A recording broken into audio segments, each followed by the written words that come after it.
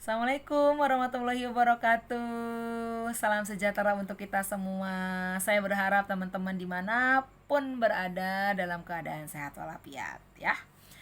Oke, perkenalkan nama saya Holiawati. Saya adalah dosen pengampu mata kuliah pengantar akuntansi 1. Dalam satu semester ini, saya akan mendampingi Anda untuk belajar materi-materi apa saja yang ada di dalam mata kuliah pengantar akuntansi 1. Dan juga saya berharap kepada teman-teman semua, karena akuntansi ini adalah mata kuliah yang pokok, yang wajib teman-teman pahami, karena ini adalah daya jualnya teman-teman nanti pada saat lulus dari Universitas Pamulang. Saya harapkan teman-teman selalu bersemangat. Apa yang harus dipersiapkan?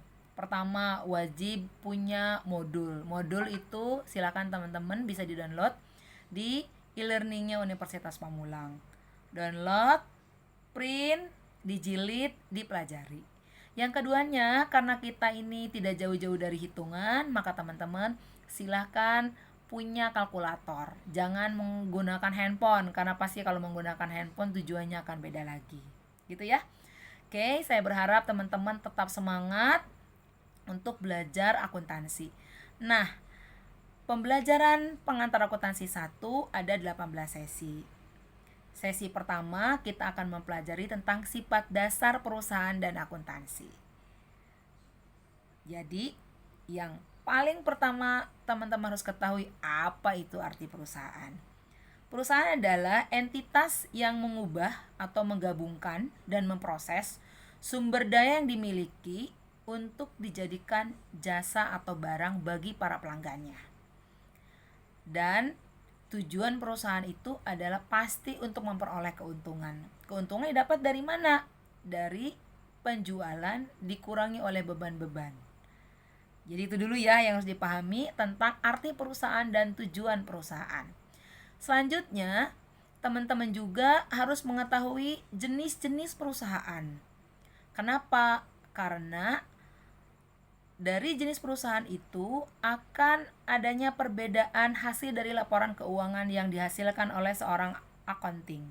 Nah, ada 3 jenis perusahaan. Yang pertama ada perusahaan jasa, yang kedua ada perusahaan dagang, dan yang ketiga ada perusahaan manufaktur. Apa itu perusahaan jasa? Perusahaan jasa adalah perusahaan yang menyediakan jasa. Contohnya apa? Unpam, bengkel, salon gitu ya. Sementara apa perusahaan dagang? Perusahaan yang menjual barang jadi. Nah, di sekitar teman-teman pasti banyak banget. Contohnya apa? Ada Alfamart, Indomart, Hypermart gitu ya.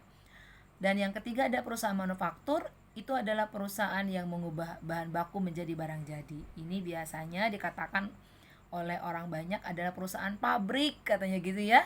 Nah, contohnya apa sih? Kimia Farma yang menghasilkan obat-obatan ataupun PT Asra yang menghasilkan sepeda motor. Selanjutnya juga kita harus mengetahui peran akuntansi di dalam bisnis. Apa sih peran akuntansi dalam bisnis? Akuntansi berperan menyediakan informasi bagi para pemangku kepentingan tentang aktivitas ekonomi dan kondisi perusahaan tersebut. Untuk apa? Untuk dijadikan sebagai pengambilan keputusan para pemangku kepentingan. Dan kita juga di akuntansi ini kita harus belajar tentang etika ya. Kenapa? Karena kita sangat rentan terhadap kecurangan. Banyak sekali kasus-kasus yang terjadi karena seorang accountingnya tidak mempunyai etika. Apa itu arti etika? Etika adalah prinsip moral yang mengarahkan individu untuk bertindak ke hal yang baik atau ke hal yang buruk.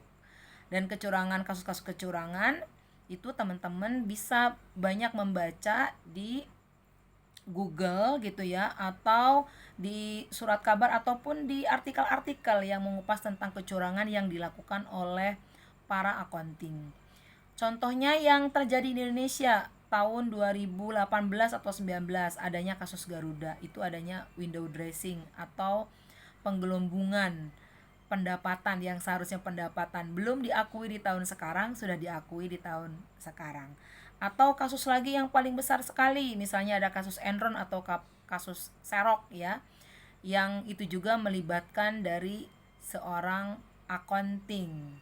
Nah, Maka dari itu, kita sebagai seorang accounting nantinya berharap kita akan menyediakan laporan keuangan yang relevan dan tepat waktu.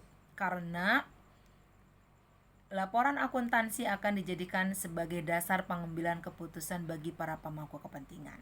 Demikian pada sesi pertama. Terima kasih. Assalamualaikum warahmatullahi wabarakatuh.